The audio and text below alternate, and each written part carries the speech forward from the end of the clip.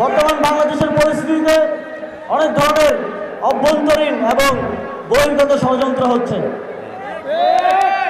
আমাদের অত্যন্ত দুঃখের সাথে বলতে হয়, আমাদের রাজনৈতিক দলগুলোর মধ্যে একটা বদ্ধমূল ধারণা জন্মেছে যে ভারতের আশীর্বাদ ছাড়া বোধহয় বাংলাদেশের ক্ষমতায় আসা যায় না।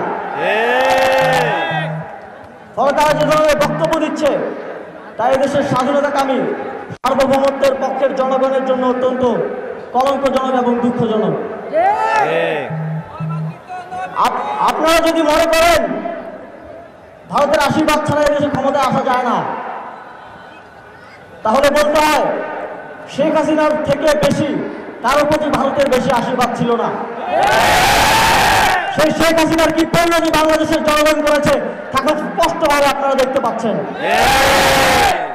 আপনারা যদি ভবিষ্যতে সে ধরনের পরিণতির সম্মুখীন হতে না চান, বাংলাদেশের জনগণের ম্যান্ডেটকে এই ক্ষমতায় আসার একমাত্র উপায় হিসেবে অবলম্বন করুন, অন্য কোনো বহিরাগত শক্তির আশীর্বাদ নয়। বাংলাদেশের জনগণের ম্যান্ডেটই হবে যে কোনো রাজনৈতিক দল কিংবা সরকারের ক্ষমতায় আসার একমাত্র অবলম্বন।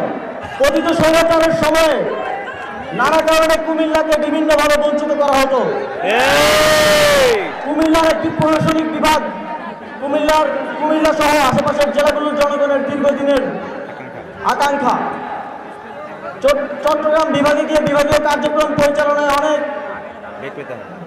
বেগ পেতে হয় এই অঞ্চলের জনগণকে, এবং সে বিষয়ে সরকার বিভিন্ন উদ্যোগও নেওয়ার প্রস্তুতি ছিল। কিন্তু আপনারা জানেন স্বৈরাচারী শেখ হাসিনা বলেছিল কুমিল্লা নামে কোনো বিভাগ হবে না।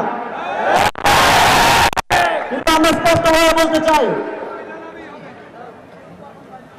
এখানে কোনো বিভাগ হলে সেটা কুমিল্লার নামেই হবে। এবং আমি সরকারের সর্বোচ্চ নীতি নির্ধারকদের সাথে কুমিল্লাকে একটি প্রশাসনিক বিভাগে রূপান্তরের জন্য আলোচনা করব এবং অতি দ্রুত সময়ের মধ্যে তা বাস্তবায়নের জন্য প্রচেষ্টা করব।